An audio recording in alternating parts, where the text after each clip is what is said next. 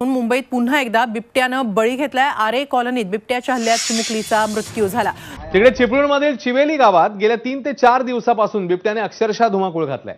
नागरी वस्त्यांमध्ये बिबट्याचा वावर आहे, त्यामुळे ग्रामस्थांमध्ये भीतीचं वातावरण आहे। गावातील काही घरांच्या सीसीटीव्ही कॅमेऱ्यामध्ये बिबट्या चित्रित झालाय।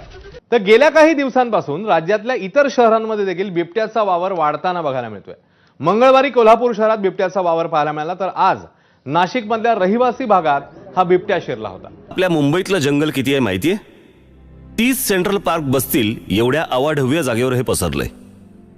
बरं, न्यूयॉर्कला असं पार्क उभारावं लागलं, तर आपल्याकडे निसर्गानेच आपल्या पदरात दान टाकलंय। पण आपण या पार्कची काय अवस्था करून ठेवली आहे माहितीये?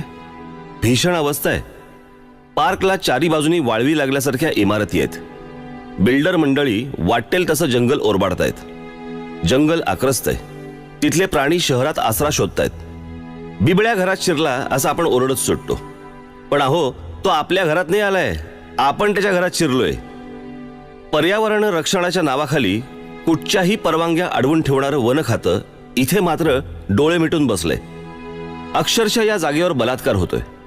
वन विभागाच्या अशा अनेक जमिनी सरकारी आशीर्वादाने कशा ओरबाडल्या जात आहेत हे मी तुम्हाला दाखवतो।